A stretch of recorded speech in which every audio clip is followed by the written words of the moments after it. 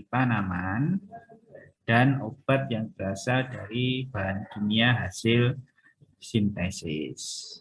Nah, karena salah satu bahan untuk obat itu dari tanaman, maka ya tidak heran kalau kita mempelajari tanaman, ya. Oleh sebab itulah muncul kuliah botani farmasi. Karena antara botani dan farmasi itu ya ada kaitannya, ya. Botani itu meliputi yang dipelajari, ya. Yang dipelajari itu morfologi, anatomi, fisiologi, klasifikasi, senyawa yang terkandung di dalam tanaman. Nah, farmasi itu mempelajari tanaman yang terkait dengan obat-obatan. Nah, dalam penggunaan obat itu yang penting adalah kebenaran identitas. Kebenaran identitas. Nah, identitas itu ditentukan oleh apa? Identitas itu ditentukan oleh ciri-ciri dari tanaman, ya, baik ciri-ciri bentuk luar atau yang dikenal dengan morfologi, kemudian ciri-ciri jaringan yang ada di dalamnya, sel dan jaringan yang ada di dalamnya, yang dikenal dengan anatominya.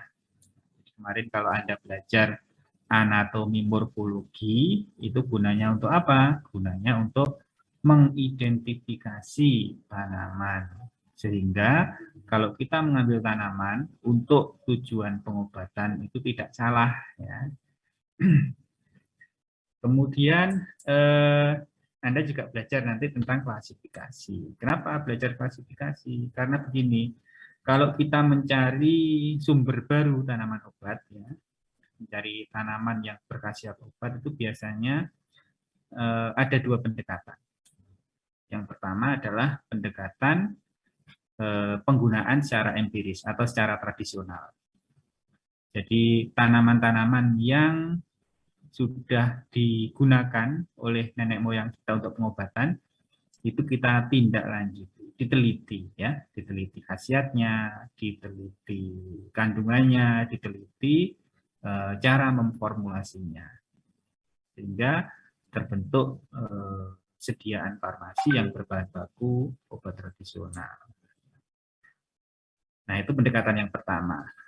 Ya. Kemudian pendekatan yang kedua dari ini kekerabatan, ya, dari kekerabatan. Jadi tanaman itu dikelompok-kelompokkan, diklasifikasikan, gitu. Tanaman yang kekerabatannya dekat itu tentu dikelompokkan dalam satu kelompok. Dekat apanya? Dekat ciri-cirinya, gitu. Jadi tanaman yang memiliki ciri-ciri yang mirip itu dikelompokkan dalam satu kelompok. Nah, biasanya tanaman yang memiliki ciri-ciri mirip dan dikelompokkan dalam satu kelompok itu umumnya memiliki kandungan kimia yang mirip juga. Nah, kita tahu bahwa khasiat dari obat itu kan ditentukan oleh senyawa yang ada di dalamnya.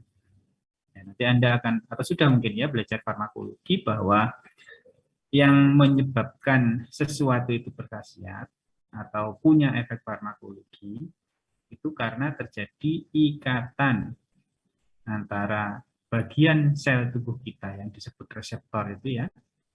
Di dalam sel itu ada bagian yang namanya reseptor.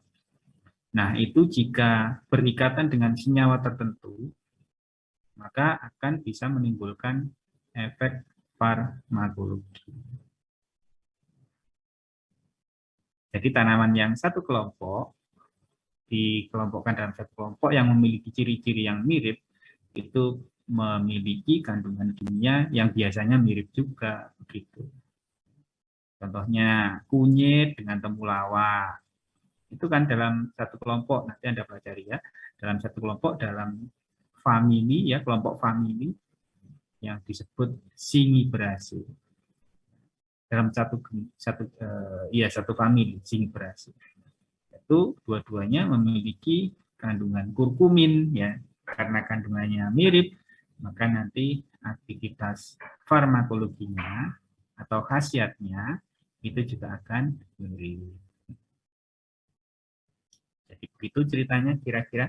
pendekatan untuk mencari obat dari tanaman.